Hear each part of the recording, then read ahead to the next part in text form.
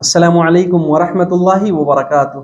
अल्हम्दुलिल्लाह वस्सलातु वस्सलामु अला रसूलिल्लाह अम्मा बाद। मेरे तमाम दीनी और इस्लामी भाइयों, आज के इस 5वें पाठ में हम कलमे तौहीद ला इलाहा इल्लल्लाह का अर्थ, इसकी फजीलत, इसकी महानता, श्रेष्ठता और विशेषता के बारे में कुछ बातें सीखेंगे। ला इलाहा इल्लल्लाह ये दीन इस्लाम की बुनियाद है और इस कलमे को, इस शब्द को इस्लाम धर्म में एक बहुत ही बड़ा मकाम हासिल है। इसका एक श्रेष्ठ स्थान है, महान स्थान है इस्लाम धर्म में। क्यों? क्योंकि ये इस्लाम की पहली बुनियाद है। तो इस्लाम के 5 बुनियाद हैं, 5 आधार, 5 स्तंभ, 5 पिलर हैं। उसमें से पहला यही कलमे तौहीद ला इलाहा इल्लल्लाह की गवाही देना है। इसी वजह से हमें सबसे पहले इस कलमे के अर्थ को समझना है।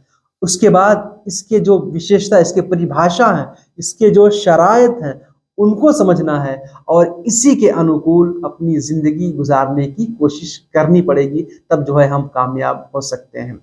इस कलमे का जो अर्थ है वो ये है, ला इलाहा इल्लल्लाह, अल्लाह के अतिरिक्त और कोई भी सत्य पूज्य और सत्य उपास्य नहीं है। अल्लाह के अलावा कोई भी माबूद बरहक नहीं है। कुछ लोग इसका अर्थ ये कहते हैं कि अल्लाह के अतिरिक्त कोई सृष्टिकर्ता नहीं है, पालन करता नहीं है। ये गलत है, ये गलत है। इसका सही अर्थ क्या है? इसमें तौहीदुल उलूहिय्या का अर्थ पाया जाता है कि अल्लाह के अतिरिक्त कोई भी माबूद बरहक नहीं है, कोई भी सत्य पूज्य और सत्य उपास्य नहीं है। मेरे भाइयों, इस कलमे में 2 शब्द हैं, 2 इसके रुकन हैं। पहला नकारात्मक, नेगेटिव, नफी, इसे हम कहते हैं ला इलाहा। तुम पहले सारे जो झूठे देवी देवता ईश्वर जो तुमने बना रखे हैं, सबका परित्याग करो, सबको छोड़ो, फिर कहो इल्लल्लाह, सकारात्मक, पॉजिटिव, इस बात, मगर अल्लाह, केवल एक अल्लाह इस पूरे ब्रह्मांड में, पूरे विश्व, पूरे संसार में इबादत के योग्य, उपासना, आराधना, भक्ति और पूजा पाठ के लायक केवल एक अल्लाह है। अल्लाह के अतिरिक्त और कोई भी नहीं है। मेरे भाइयों, इसी वजह से हमें जान लेना चाहिए कि हमें केवल एक अल्लाह की इबादत करनी चाहिए। ला इलाहा इल्लल्लाह मुहम्मद रसूलुल्लाह का हमने शपथ लिया है, इसको अपने हृदय में बसाया है, तो इसी के मुताबिक हमें अपनी जिंदगी गुजारने की कोशिश भी करनी चाहिए।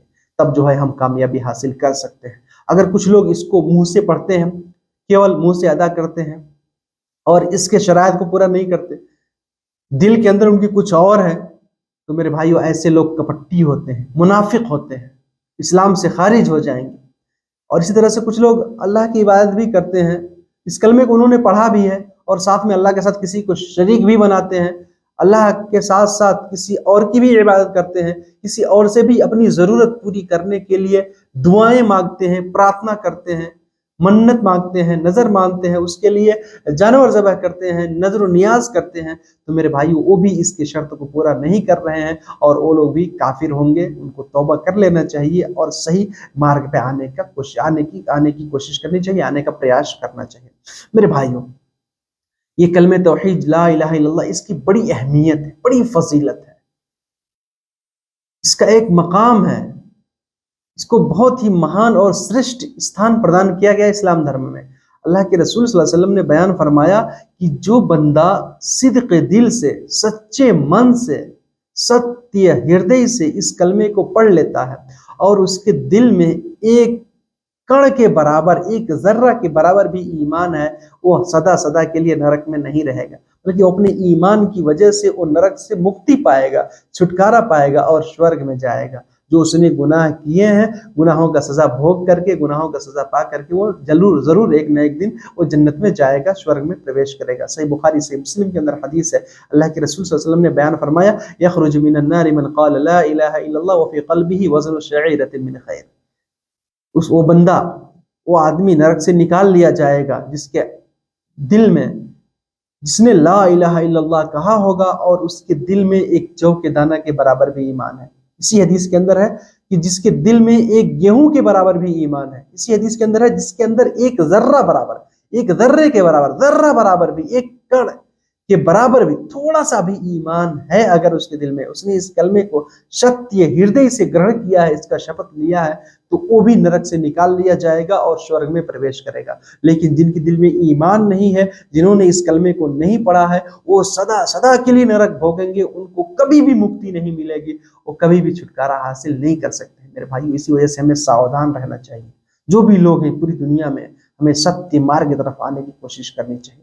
मेरे भाई, इसका जो दूसरा फायदा ये है, वो ये है कि अल्लाह ने संपूर्ण ब्रह्मांड को जो बनाया इसी वजह से, मानव, दानव, जिन्नात, इंसान को अल्लाह ने पैदा किया इसी वजह से। इसका मूल कारण ही यही है, मूल उद्देश्य ही यही है कि हम कलमे तौहीद को जाने, इसके अर्थों को, इसके शब्दों को, इसी तरह से इसके जो शर्तें हैं, इसका परिभाषा, उसको समझने की कोशिश करें। अल्लाह ताला ने फरमाया, वमा खलक़तुल जिन्न वल इंसा इल्ला लियअबुदून, अर्थात मैंने इंसानों और जिन्नातों को केवल अपनी इबादत के लिए पैदा किया। यानी इंसान और जिन्नात अल्लाह की इबादत करें, ला इलाहा इल्लल्लाह के अर्थ को समझें, अल्लाह के अतिरिक्त कोई भी इबादत के लायक नहीं है, इसको जाना। इसी तरह से अल्लाह ने जितने भी नबी और रसूल भेजे, जितने भी ग्रंथ अवतरित किए, आकाशीय पुस्तक, आसमानी किताबें अल्लाह ने नाजिल की, उनका भी मूल उद्देश्य यही था। अल्लाह ताला ने फरमाया, वमा अरसलना मिन क़ब्लिका मिन रसूलिन इल्ला नूही इलैहि अन्नहु ला इलाहा इल्ला अना फ़अबुदून, अर्थात ए नबी, हमने आपसे पहले जितने भी नबी भेजे, जिस भी रसूल को हमने भेजा, उनकी तरफ यही वही की, उनको यही आदेश दिया कि जाके अपने समुदाय के लोगों को, अपने कौम के लोगों को बताओ कि मेरे अतिरिक्त और कोई भी उपास्य नहीं, कोई भी इबादत के लायक नहीं है, तसर्थ तुम लोग मेरी ही इबादत करो। और नबी और रसूल जो आए इस दुनिया में, उन्होंने दावत व तबलीग की जो शुरुआत की, उनके आमंत्रण, निमंत्रण, उपदेश और संदेश की शुरुआत यहीं से होती है। उन्होंने सबसे पहले एक अल्लाह की तरफ बुलाया। अल्लाह ताला ने फरमाया कुरान करीम के अंदर, या कौमी इब्दुल्लाह मा लकुम मिन इलाहिन गैरु, ए मेरे कौम के लोग, ए मेरे समुदाय के लोगों, तुम लोग केवल एक अल्लाह की इबादत करो, उसके अलावा तुम्हारा और कोई भी माबूद बरहक नहीं है, कोई भी पूजा योग्य नहीं है। अर्थात जो उनकी दावत की मूल चाबी थी वो यही है, एक अल्लाह की तरफ लोगों को बुलाना। मेरे भाइयों, हमारी पैदाइश का भी असल मकसद यही है कि हम अल्लाह को जाने, अल्लाह को पहचाने। अल्लाह ने हमारे लिए क्या बनाया, हमको क्यों इस संसार में मनुष्य का रूप दिया, क्यों जानवर नहीं बनाया, क्यों अल्लाह ने हमें अकल दिया, बुद्धि दिया, दिमाग दिया, इसकी असल वजह क्या है? खाएं पिए मस्त रहें फिर मर के चले जाएंगे, ऐसा नहीं है, बल्कि इसका कोई उद्देश्य है, उसको समझने की कोशिश करें। वो यही है कि हम अल्लाह के बारे में समझें, केवल एक अल्लाह की इबादत करें, उसके साथ और किसी को भी एक उसका कोई पार्टनरशिप, शहवाकी और साझेदार ना बनाए। ला इलाहा इल्लल्लाह मुहम्मदुर रसूलुल्लाह के अर्थ को समझने की कोशिश करें।